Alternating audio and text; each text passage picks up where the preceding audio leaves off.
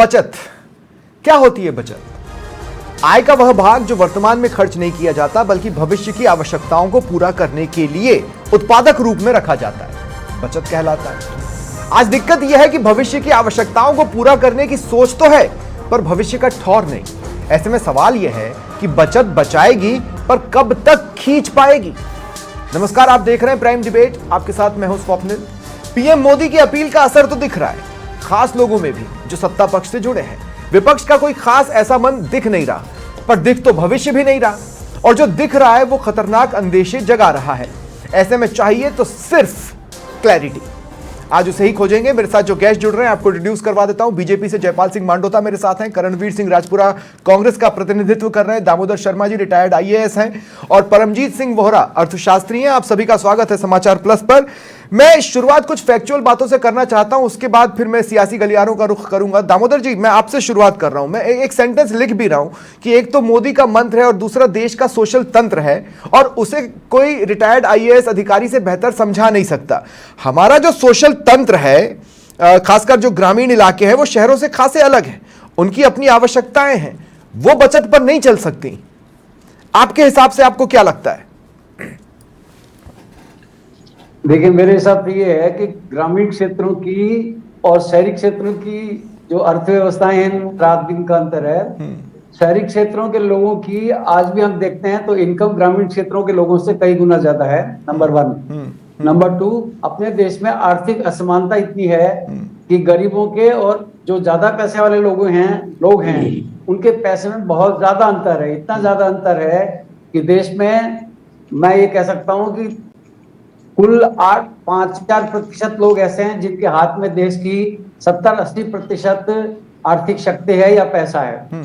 और दूसरी तरफ हम देख रहे हैं कि जो साधारण लोग हैं गांव में, उनका जीवन स्तर इस तरह का है कि उनमें हम ये देख सकते हैं कि वो रोजाना अपना 2 टाइम का खाना ही खा सकते हैं, वो भी तब जबकि घर में अगर 6 लोग हैं तो 6 में से 2-3 कमाने वाले हों। और शहरी क्षेत्रों में हम देखते हैं तो वहाँ उनका कंजम्पशन का पैटर्न भी अलग है, खाने पीने का पैटर्न भी अलग है। उनके पास कारें हैं, किसी के पास मोटरसाइकिल हैं, व्हीकल्स हैं। इन सब की वजह से उनकी जीवनचर्या अलग तरह की है, और उनकी जीवनचर्या अलग तरह की होने के कारण जो उसमें हम देखते हैं कि शहरों और गांवों के बीच का जो अंतर है वो नहीं। तो सर, ये जो बचत वाला फॉर्मूला है, ये गांव के लिए कितना मुश्किल है, इस बात को सोचते हुए कि जैसे मान लीजिए कोई दूध वाला गांव से निकलता है तो वो बाइक पर खूब सारे डब्बे रखता है और उसको लेकर शहर आता है, वो कोई ऑल्टरनेट व्यवस्था नहीं देख सकता जैसे शहरों में देखा जा सकता है। ठीक है, आप ईवी लेकर निकल लो या फिर आप सार्वजनिक परिवहन का इस्तेमाल कर लो या कुछ कर लो।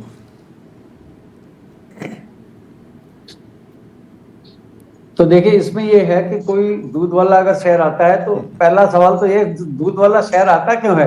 क्योंकि उसका दूध शहर में ज्यादा बिकता है, उसकी जो कंजप्शन होती है दूध की वो शहर में होता है, और इसलिए कई जगह दूध वाले मोटरसाइकिलों पे दूध लेके आते हैं। हमारे एरिया में भी आते हैं 2-4 लोग, तो उसकी, जबकि सरस की डेयरी के भी बहुत सारे बूथ जयपुर में हैं, लेकिन इस सब के बावजूद भी हम देखते हैं कि पूरे देश में जिस प्रकार से दूध की खपत होती है, उसकी अगर हम परसेंटेज निकालने हैं तो परसेंटेज में मैं ये कह सकता हूँ रूप से कि 70% दूध शहरों में खपत होता है और 30% गाँव में, क्योंकि गाँव के बच्चों को, गाँव के लोगों को तो ज्यादा से ज्यादा छाछ ही पीने को मिलती है, दूध तो बड़ी मुश्किल से मिलता है।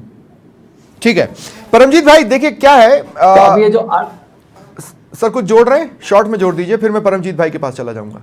नहीं, सॉरी, आप बोलिए, परमजीत बुलवाइए। परमजीत जी, देखिए क्या होता है, जैसे मुझे बचत करनी है तो मुझे ये पता है कि मेरी इनकम कितनी है, ठीक है, मुझे ये पता है कि मेरे शौक क्या क्या है, और फिर मैं उसमें से कैसे बचत कर सकता हूं। मेरे हिसाब से बचत ऐसे ही हो सकती है, और बचत का सुझाव भी तभी दिया जा सकता है अगर, जैसे मान लीजिए मेरी फैमिली वाले मुझे बचत का सुझाव दे, तो उन्हें मेरी सैलरी पता है, उन्हें मेरी लाइफस्टाइल पता है, उन्हें मेरे शौक पता है, और वो उसके हिसाब से बताएंगे क्या। दूसरा ये कि मुझे ये पता होगा कि बचत का आखिरकार मैं इस्तेमाल करूंगा क्या और कब करूंगा। ठीक है, हाँ, अब जिंदगी है, हो सकता है मैं तब तक जिंदा ना रहूं और अपनी बचत का इस्तेमाल ही ना कर पाऊं, तो वो मैं अपनी फैमिली के लिए छोड़ के चला जाऊंगा, लेकिन मुझे ये आइडिया तो होगा ना कि बचत का होना क्या। अब यहां दिक्कत यह है कि आपने बता तो दिया सारे सिटीजन्स को कि बचत करो, अरे पर सच्चाई क्या है ये तो बताओ, तब तो हमें समझ में आए कि हमें बचत करनी कैसे है, कितनी करनी है, कब तक करनी है। स्वप्निल भाई नमस्कार आपको और परमजीत भाई। मेरे साथ जितने इस पैनल पे बैठे हुए हैं उन सबको मेरा नमस्कार। आपने क्वेश्चन बिल्कुल सही राइज किया है। आपने ये कहा है कि मुझे बचत का ट्रेडिशनल मीनिंग पता है, लेकिन मुझे बचत का यूटिलाइजेशन भी पता होना चाहिए। लेकिन मैं आपसे आपको ये समझाने की विनम्र कोशिश ये कर रहा हूँ, मोदी जी ने बचत की बात नहीं की है सर। यहाँ पे मोदी जी ने मात्र दो चीजों पर बचत की बात कही है, और वो एक बात ये है कि क्रूड का कंजम्पशन हमें रोकना है, और दूसरी बात उन्होंने सोने पर या उसकी बाइंग पर की है। पता नहीं ये गलत नैरेटिव हम शायद ना लेकर चलें, क्योंकि ये वही सरकार है जो अक्टूबर में जीएसटी कट्स के बाद हम लोगों को कह रही थी कि आप बचत उत्सव आप आपको हम उत्सव मनाने को बोल रहे हैं, आप खरीदारी का उत्सव बनाइए। और अभी जीएसटी के आंकड़े आए हैं, 22 लाख करोड़ का कलेक्शन हुआ है, जो पिछले साल से 8% ज्यादा है। चूंकि सरकार की थोड़ी सी डिप्लोमेटिक पॉलिसीज फेलियर हुए हैं, और सबसे बड़ा फेलियर यह है जो सरकार ने जिस पे बात नहीं कही है, वो ये है कि डॉलर का जो प्राइस है रुपए के सामने, उस पर कोई बात नहीं हुई है। याद फरमाइए, ये युद्ध जो है 27 फरवरी को शुरू हुआ है, लेकिन पिछले साल 1 अप्रैल को रुपए का मूल्य डॉलर के सामने 85 था, जो 27 फरवरी तक 91 चला गया था। 8.5% गिरा है, और उसी 8.5% के कारण क्रूड के प्राइसेस शूट हुए हैं। ठीक है, अब आप सडनली आपने कहना शुरू कर दिया कि आप क्रूड आपके लिए बहुत महंगा हो गया है। क्रूड 57 रुपया पर 57 USD बैरल था, जो युद्ध तक 65 हो गया था। 10 के करीब तो क्रूड भी बढ़ा है। अब क्रूड 67 से 105 हुआ है। देखिए, मोदी जी ने अपनी 7 अपील में बचत पर बात नहीं की है। उन्होंने दो मुख्य चीजों पे बात की है, एक क्रूड के कंजम्पशन को रोकने के लिए, उसके बाद जो ये दिखावा शुरू हो गया क्रूड का कंजम्पशन ही जो रोके, उसी को मैं बचत के फॉर्म पे ले रहा हूं कॉमन टर्म्स में। देखिए, एक मिनट स्वप्निल भाई, एक मिनट मेरी बात समझिए। देखिए, ये जो डर का माहौल एकाएक बना दिया गया, आप 6 महीने पहले जीएसटी के रेट्स कट करके अमेरिका के टैरिफ के सामने आप लोकल कंजम्पशन को बढ़ाने की बात कर रहे थे, और आप सडनली आप बचत की बात कर रहे हो। अरे आम आदमी कैसे बचत करेगा साहब? आप उसे समझाइए तो सही। मोदी जी ने बचत मेनली दो मुद्दों पे कही है। एक क्रूड के से प्राइसेस शूट हो रहे हैं, और उसके प्राइसेस शूट होने के पीछे भी डॉलर, जिसे आपने पहले 9 महीने रोकने की कोशिश नहीं की, उसका कारण है। और सोने का तो हमारे इंपोर्ट बिल में 9% है सिर्फ, और उस पे अगले दिन ही आपने एक्साइज ड्यूटी बढ़ा दी। जब आपको एक्साइज ड्यूटी बढ़ानी थी, तो आपको वो डर का वातावरण वैसे नहीं बनाना चाहिए था। अब रही बात आपके मुद्दे पे आता हूं, जो आपने बचत कही साहब, आप पैसा कमा रहे हैं। देखिए, आपको आपका पैसा बचत करने का या कंजम्पशन करने का दोनों का अधिकार है, लेकिन अगर आप भारत की अर्थव्यवस्था को 15-20 सालों से देखें, तो बैंक की ब्याज की दरें कम हो गई हैं, पैसा स्टॉक मार्केट में ही घुस रहा है या कंजम्पशन की तरफ घुस रहा है। तो बचत तो हमारे हाथ में है ही नहीं, और उसी कारण आर्थिक असमानता भी बढ़ रही है। गरीब है, और जिसके पास पैसा है, लेकिन मैं एक छोटा सा सवाल ले रहा हूं परमजीत भाई, मुझे थोड़ा सा समझाइएगा कि मतलब हम तो चलो कम कर लेंगे, क्या एक्सपोर्ट रोका नहीं जा सकता था? जैसे नेपाल को हम क्रूड हम देते हैं, क्या समय रहते, ठीक है, ये आपने जिस दिन हमको बोला उसके 1.5-2 महीने पहले से उन सारी चीज़ों को रोका नहीं जा सकता था? अगर रोका जाता तो जिस चीज़ को हम 45 दिन या 50 दिन मान रहे हैं, उसको हम हो सकता है 80 या 90 दिन मान रहे होते। बिल्कुल सही कह रहे हैं आप। देखिए, आप गौर करिए, 27 जनवरी से पहले जो क्रूड के प्राइसेस हैं वो 57 USD बैरल है, और जब युद्ध शुरू होता है तो 67, उसके बीच 10 बढ़ता है, 67 होता है। आप कोशिश कर सकते थे, और आपने रशिया से खरीदा है, रशिया से सस्ता क्रूड खरीदा है आपने 2021 से खरीदे, से यूक्रेन का वॉर हो रहा है। और जेटली जी का वो पुराना स्टेटमेंट याद करिए, जब वो वित्त मंत्री हुआ करते थे, वो कहते थे कि मैं सस्ता तेल खरीद के भारत में महंगा इसलिए बेच रहा हूं क्योंकि हम रिजर्व्स कर रहे हैं। और अभी ठीक है, सरकार की अच्छी बात है, खुशकिस्मती हम इंडियंस, अभी तो रशिया से हम खरीद भी नहीं रहे, इस दौरान मात्र 3 रुपए बढ़ाया है। लेकिन बात यह है कि जो डर का माहौल एकाएक क्रिएट कर दिया गया है, एक वातावरण ऐसा बना दिया गया है, ये जनता को समझ में नहीं आ रहा है। जब आप 6 महीने पहले दिवाली में 6 लाख करोड़ की बाइंग करवाते हैं जीएसटी कट के बाद, और आप अभी दिसंबर में जब आपकी जब रेटिंग इंटरनेशनल बढ़ती है, तो आप कहते हैं हमारे पास यूएस के टैरिफ का कोई असर नहीं पड़ा। सडनली 2-2.5 महीने के बाद आप ऐसी बातें करने लग जाते हैं। हमें फर्क तो सिर्फ तेल का पड़ा है ना, लेकिन अब डॉलर के प्राइस के उसकी बात क्यों नहीं की जा रही है हमारी? ठीक है जयपाल भाई, मैं सिंसियरली मतलब ये सवाल तो हर कोई जानना चाहता है कि मतलब आज अगर मैं गलत नहीं हूं तो 96 रुपए और कुछ पैसे $1 के मुकाबले हमारी करेंसी की वैल्यू हो गई। 81 से 96 आ गया, 12.5% 13% गिर चुका है हमारा डॉलर। लेकिन जयपाल भाई के अब साथ। देखिए, एक तो ये उसी इसको का आप कारण एड्रेस क्यों नहीं करते? महंगी मतलब हुई। यूपीए की गवर्नमेंट में अगर रुपए की कीमत गिरती थी तो वो एक बहुत बड़ा इशू आपके लिए होता था। आज अगर वो 96 रुपए को क्रॉस कर चुकी है तो आपके लिए इशू क्यों नहीं है? इसे आप एड्रेस क्यों नहीं करते? सवाल नंबर 1। सवाल नंबर 2 ये कि आपके नेता ट्रेनों में जा रहे हैं, ईवी पे जा रहे हैं और साथ साथ गाड़ियां चल रही है उसको शूट करने की, और लेकिन वो वहां से लौट रहे हैं, वापस आ रहे हैं, उसकी कोई शूटिंग नहीं है। तो आप मतलब मैसेज क्या देना चाहते हैं? हम कंफ्यूज हो रहे हैं, हम डरें या क्या करें? देखिए स्वप्निल भाई, जो मिडिल ईस्ट का संकट है और सब हम इससे परिचित है और पूरा वर्ल्ड इससे परिचित है। मैं समझता हूँ कोई भी ऐसा वर्ल्ड का देश नहीं है जो इससे अछूता हो। अब विषय ये है कि कौन सा देश इस संकट से अपने लोगों को राहत दे सकता है, उसको मिनिमाइज कर सकता है। और मैं समझता हूँ भारत संकट वैश्विक है, समाधान भारत के रूप में उभर के आया है। और वो इसलिए मैं कह रहा हूँ कि आप देखिए अभी पेट्रोल डीजल के हमारे यहाँ इंडिया में प्राइस बढ़ी। यदि हम कंपेयर करें, मैं बांग्लादेश की, नेपाल की, भूटान की, अपने पड़ोसियों की कंपेयर भी नहीं कर रहा हूँ। मैं तो जो अपने आप को डेवलप कंट्री कह रहे हैं, यूके, यूएस, चाइना, उनकी बात कर रहा हूँ। तो 20% से 100% तक की रेट इंक्रीज हुई है। लेकिन भारत अमेरिका तो युद्ध में ही है ना, अमेरिका तो युद्ध में ही है, उसके तो समझ में आता है। हम तो युद्ध में पार्टिसिपेट भी नहीं कर रहे। दूसरा यह है कि हमने 30 डेज रशिया से खरीदा, थैंक्स टू अमेरिका। हम दोबारा रशिया से क्यों नहीं खरीद सकते? कोई भी देश इससे बच नहीं पाया है। और नहीं सर, जयपाल भाई सुनिए, जयपाल भाई मैं ये कह रहा हूं, अगर अमेरिका से ग्रीन सिग्नल चाहिए रशिया से तेल खरीदने के लिए तो वो 30 दिन का मिला था, दोबारा वो ग्रीन सिग्नल हम ले नहीं सकते क्या? क्या इस स्थिति को टाला नहीं जा सकता? रशिया से दोबारा खरीदा नहीं जा सकता? हम 27 देशों से इंपोर्ट कर रहे हैं, आज 45 देशों से इंपोर्ट कर रहे हैं। भारत की ताकत ही है ना ये। भारत में जैसा मान लो आज से 1 डेढ़ महीने पहले की बात कर रहा हूँ, जो सिलेंडर लेके, अर्थियां लेके रोड पे घूम रहे थे और चाह रहे थे कि यहाँ पे इस प्रकार से लोग गुमराह हो और सड़क पे आए, सिलेंडर क्राइसिस हो, पेट्रोल के लिए हाहाकार हो, ऐसा नहीं हुआ ना। नहीं, पर ये सब तो आप कर चुके हैं ना जयपाल भाई, ये सब तो आप कर चुके हैं। 2011, 2012, 2013 में आप यही सब तो करते थे। तो फिर आप डिफरेंट कहां है? और दूसरा, फिर आप डरा क्यों रहे? और अगर डरा नहीं रहे तो कम से कम ये बताइए ना कि इसका फायदा क्या है? अब हम डिफरेंट क्यों इसलिए बता रहा हूं आपको कि आज भी देखिए इतना 70-75 दिन युद्ध को शुरू हो गया।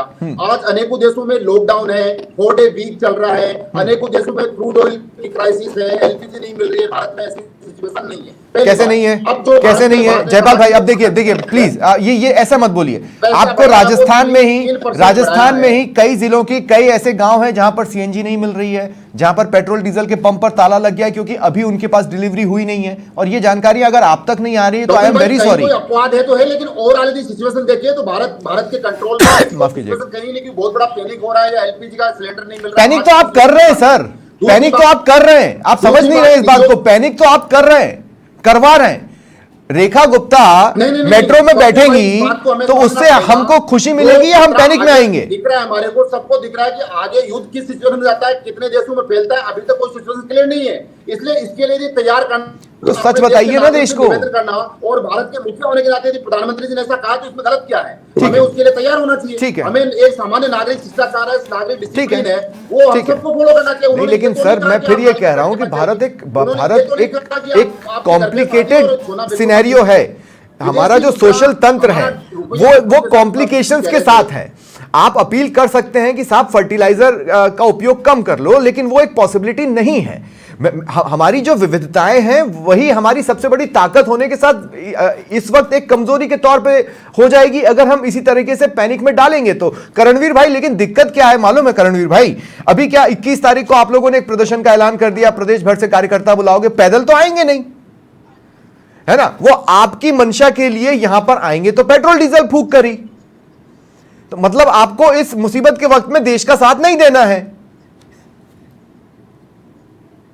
स्वप्निल जी, कांग्रेस देश का साथ ही दे रही है। कांग्रेस तो ये बता रही है कि पहले इन्होंने खुद नहीं लूटा, गलत जीएसटी के नाम पे लूटा, नोटबंदी के नाम पे लूटा, कोरोना के कुप्रबंधन के नाम पे लूटा। और जब एलओपी बार बार इनको चेता रहे थे फरवरी से कि विकट काल आने वाला है, विकट काल आने वाला है, देश के अंदर 1,32,000 1754 करोड़ का तेल कंपनियां आयात करती है और विपक्ष उसमें के से पास तेल सियासत कंपनियां तो निर्यात करणवीर भाई करती है पूरा 14,000 रही है, करोड़ का। तो सुझाव उनको एक नहीं रहा है। जनता को रोकने की बजाय नरेंद्र मोदी जी को अपनी तेल कंपनियों को कहना चाहिए था, उनसे अपील करनी चाहिए थी अरे कि आप करणवीर कुछ भाई, दिनों के करणवीर लिए भाई, करणवीर भाई, निर्यात एक बात बंद कर बताइए ना, दीजिए। करणवीर देश भाई के एक बात अंदर बताइए, पैनिक बीजेपी माहौल के है। बड़े बड़े और चेहरे आप अपने बताइए, काफिले को कम कर रहे हैं, सुन- अपनी सुनील सुरक्षा जी, को कम कर मारवाड़ी रहे में हैं, कहावत है कि घर ईवी के में चूल्हे घूम रहे ठंडे हैं। पड़े और बाहर की रसोई चालू। तो नहीं नहीं रसोई में नरेंद्र मोदी जी क्यों चालू रखना चाह रहे हैं, क्यों नहीं नहीं अमेरिका नहीं के दबाव में आना चाह रहे हैं? करणवीर भाई आज भी 2 राजस्थानी सेकंड, जानना चाहता है, करणवीर हिंदुस्तानी भाई 2 जानना सेकंड, चाहता है करणवीर भाई कि 2 रसिया सेकंड, से 2 तेल क्यों सेकंड, नहीं 2 खरीदा जा सेकंड, रहा 2 है? सेकंड, एक करणवीर भाई 2 बात सेकंड, जानना 2 चाहिए। सेकंड, 2 देश को मिनट, कि सांस जानना ले लो, चाहता है देश की रसिया से तेल क्यों नहीं खरीदा सांस जा ले रहा लो, है? सांस ले लो। मैंने ये पूछा रशिया से हम क्यों नहीं खरीद सकते हैं करणवीर भाई, लेकिन मेरी बात सुनिए, देश के बड़े बड़े नेता अपने काफिले को कम कर चुके हैं। अगर आप देखेंगे तो मेट्रो में भी घूमते हुए दिख गए, ट्रेन में भी सफर करते हुए दिख गए, ईवी की बस भी इस्तेमाल करते हुए दिख गए, लेकिन विपक्ष एक बड़ा आंदोलन इस मुद्दे पर नहीं बुला रहा है। आप सियासत कर रहे हैं, सुनिए, आप सियासत कर रहे हैं, इस देश का आप सियासत कर रहे हैं, प्रधानमंत्री भी कर रहे हैं, इस देश की मुख्यमंत्री भी कर रही है, आप इस देश की सियासत कर रहे हैं। दिव्या कुमारी भी कर रही है। अरे आप सर, बताइए, वो रेल के अंदर जाकर उस रेल को ड्राइंग रूम बना लिया उन्होंने, कभी किसी सीट पे जा रही है, कभी किसी सीट पे जा रही है। देश को ड्रामेबाजी नहीं चाहिए, समाधान चाहिए। अरे आप सर, समाधान की ओर आइए ये ना। तो कोई बात जब नहीं, हम ड्राइंग रूम नहीं राहुल बनाते, हम भी गांधी ट्रेन में जाते हैं आप तो अपने डब्बे ऑयल को डब्बे रिजर्व घूमते कीजिए, रहते हैं। उस पर बात ही नहीं करना चाह रहे थे आप। नहीं, लेकिन मैं ये कह रहा हूं ना कि करणवीर भाई, आप इस होम में अपना योगदान नहीं दे रहे हैं। आप क्या कर रहे हैं, इस इशू पर नहीं प्रदर्शन करने वाले हैं, आप किसी और इशू पर प्रदर्शन करने वाले हैं। क्या ऐसे वक्त पर भी किसी और इशू को पकड़ना सही है? इसी इशू को पकड़ते और सॉल्यूशन ले आते, सॉल्यूशन तो आपके पास है नहीं, ये तो मैं बार बार कह रहा हूं।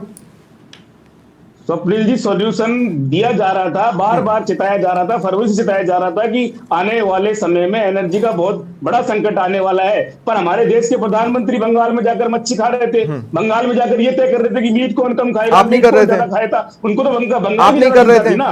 अगर वाकई में आप नहीं कर रहे थे, अरे 5 राज्यों में आपने भी तो एड़ी चोटी का जोर लगाया है यार। स्वप्निल जी, हाँ। एक मिनट मेरी बात सुनिए। हाँ। देश की विडंबना क्या है? इस देश के अंदर प्रधानमंत्री क्या है कि देश के लिए काम नहीं कर रहे, वो एक पॉलिटिकल पार्टी के लिए काम कर रहे हैं कि कैसे बीजेपी आगे नहीं, बढ़े, नहीं, 2 कैसे सेकंड, मेरी 2 सेकंड, पार्टी 2 के सेकंड, विधायक 2 जीते, सेकंड, करणवीर कैसे भाई, मैं सरकार करणवीर को भाई, तोड़ूं। अगर कहीं भी एक सिंपल सा सवाल है, तो वो एक सिंपल सा सवाल है, हालातों पर सुनिए तो सही, एक सिंपल सा सवाल है, करते उनको रोकने के लिए कुछ रिजर्व सुनिए करणवीर भाई, करणवीर भाई, कहीं ना कहीं हाँ करणवीर भाई, एक सिंपल सा सवाल लूंगा मैं, सिंपल सा सवाल, सुनिए ना, एक सिंपल सा सवाल लूंगा मैं। फरवरी में राहुल गांधी को पता था कि मई जून में क्या होने वाला है, ठीक है, तो वो चुनाव आयोग को जाकर ये कह सकते थे कि भाई साहब चुनाव कैंसिल करो, अभी देश उस स्थिति में नहीं है, मुसीबत आने वाली है। क्या कांग्रेस ने ये कदम उठाया? वो तो खुद ही कूद कूद के 5 राज्यों के चुनावों में अपना योगदान दे रही थी। भी आपको लग रहा है स्वप्निल जी, चुनाव आयोग अभी भी आपको लग रहा है कि निष्पक्ष है? बंगाल के अंदर अरे भाई साहब, कहां ले गए आप इशू को काट दिया जाता है, आप कह रहे चुनाव आयोग। अरे मैं कह रहा हूं कि अगर संकट आने वाला था तो उसमें आपने किया क्या सिवाय ट्वीट के? चुनाव आयोग ने हरियाणा में निष्पक्षता की बात नहीं की, बंगाल के अंदर निष्पक्षता की बात नहीं की, ठीक है, आसाम के अंदर निष्पक्षता की बात नहीं की। चुनाव आयोग से उम्मीद लगाना तो बहुत ठीक है। अब मैं आपको रोक रहा हूं दामोदर जी, देखिए दामोदर जी, मैं आपके पास आ रहा हूं, दामोदर जी मैं आपके पास आ रहा हूं। एज एन IAS आपने भी महसूस किया होगा, जिस किसी जिले में आप अपॉइंटेड रहे होंगे या जहां कहीं पे भी आपको पोस्टिंग मिलती होगी, बहुत डिफरेंट वर्ल्ड होता है बाहर, जिसको टैकल करना पड़ता है और एक सिस्टम डेवलप करना पड़ता है, और हर जगह के लिए सिस्टम एकदम सेपरेट होता है। आपको क्या लगता है कितना फिजिबल है इस वक्त स्थिति लोगों के लिहाज से? देखिए, ऐसा है, स्थिति को फिजिबल बनाया जाना चाहिए। फिजिबल बनाते हैं कौन? हम लोग, चाहे प्रशासन के लोग बनाए, चाहे पॉलिटिशियन बनाए, सत्ता में रहने वाले लोग बनाए, चाहे भले ही सत्ता के विपक्ष वाले लोग बनाए।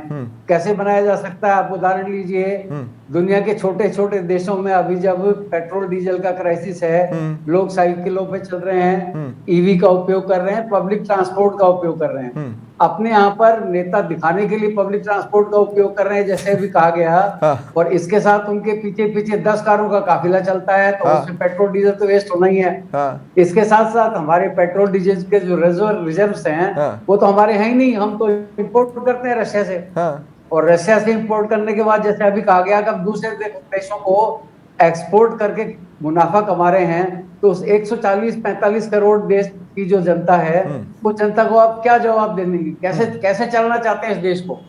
और अगर आप इसी तरह से इन्फ्लेशन बढ़ाते रहे और बेरोजगारी बढ़ती रही, महंगाई बढ़ती रही, तो आप देखिए जो आम आदमी है, जो गरीब आदमी है, जिसकी परसेंटेज 50% से ज्यादा है, उनका क्या होगा? उनके बारे में सोचने की जरूरत है। कि उनके लिए हम क्या कर रहे हैं। ये क्राइसिस है पेट्रोल डीजल का, ये तो एक मैं कह सकता हूँ अस्थायी क्राइसिस है। दूसरी तरफ जहां तक सोने की बात है, तो सोने के बारे में हम कह सकते हैं कि हमारे देश में टनों सोना खरीदा जाता है शादी ब्याहों के टाइम पे, लेकिन वो ज्यादातर कौन लोग खरीदते हैं? जो कि इसको खरीदने में सक्षम है। हाँ बिल्कुल सही जो बात। कि आर्थिक रूप से पैसे वाले हैं। तो वो जब सोना खरीदते हैं तो आप उनको रोक ही नहीं सकते।